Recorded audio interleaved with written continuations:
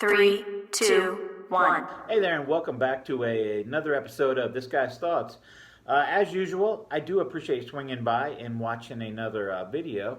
Tonight's episode, I'm going to give you my thoughts on one out of Abita Brewing Company. You know, I never knew if it's pronounced Abita, whatever. But it's out of Abita Springs, Louisiana. This is a Purple Haze raspberry lager. This is one I haven't had in over 4 years. It's been 4 years or better since I've had this, at least that, since I've had this. This is 4.2% alcohol by volume.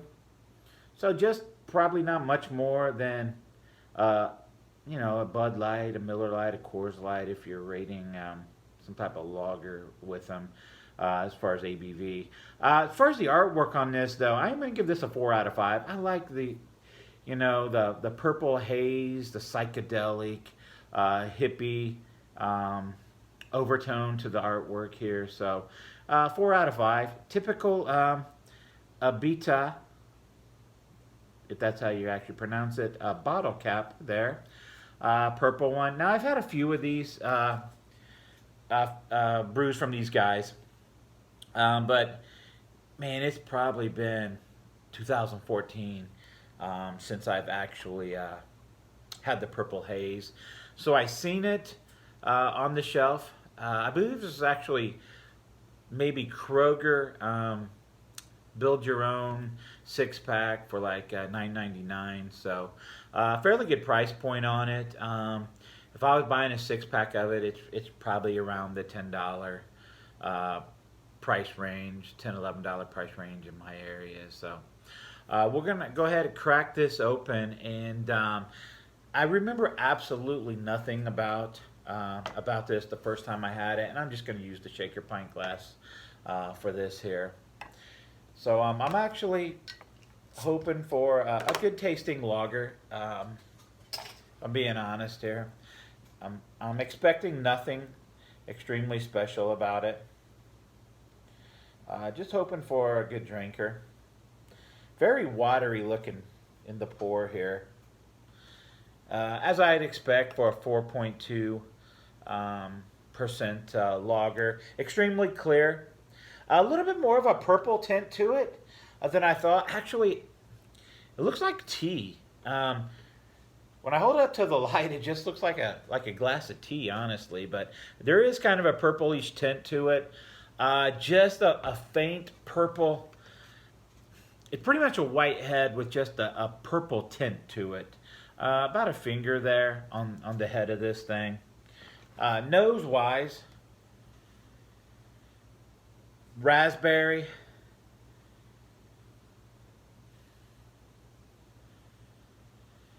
The pilsner German yeast comes through. So I did go to their website, and I did read, it says brewed with real raspberry, pilsner and wheat malts, German lager yeast, and Vanguard hops.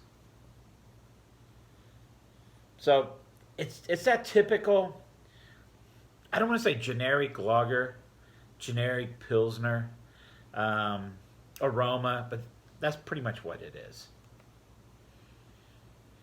There is some raspberry in there, but nothing crazy as far as you know, raspberry aroma or anything. So we'll go ahead and get a drink on it and see what it's all about. I can remember nothing about what I thought about it the first time around.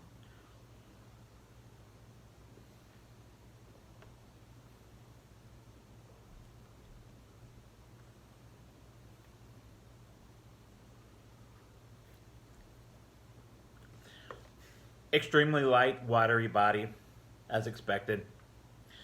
I'm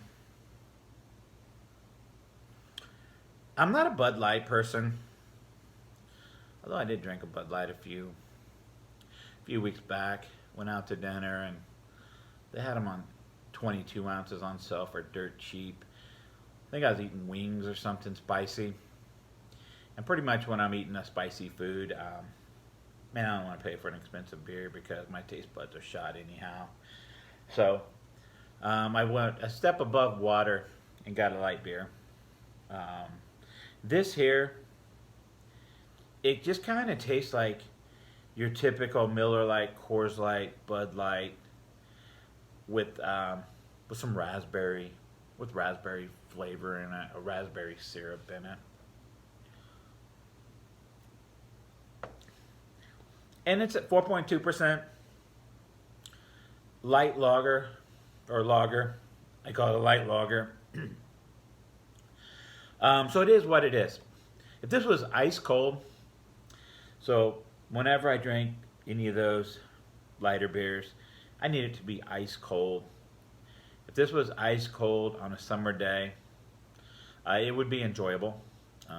You know, nice ice cold beer around the fire, standing over the grill. Eating some spicy foods where it doesn't really matter if your taste buds get shot. And you know, I'm not going to try to enjoy some epic craft beer while I'm eating wings or something spicy or hot. So this would be a beer for that for me. It would go great with that. As far as scoring this up here, I'm going to give this about a 3.5 out of 5. This is something I would go out of my way to drink. It's not something I would drink anytime it's available. But it is something I probably would enjoy. Like I said, on a hot day. Excuse me, this was ice cold, something like that. So, very light bodied. Just that generic pilsner, generic lager, yeasty smell to it. A bit of a bready, doughy taste, honestly. And that's the yeast that I'm picking up there. So, it is what it is. But, you know, this was something I hadn't had for 5 years. When I first started checking out other beers and getting into the craft beer market, craft beer scene, whatever, this is one that I had picked up. So I wanted to kind of go back and revisit it again. And you know, it's a good drinker. I'm going to just go at the 3.5 out of 5. So if you had this before, let me know what you think about it. I know many of you probably have. Like, subscribe, comment, check me out on social media, hit the notification bell.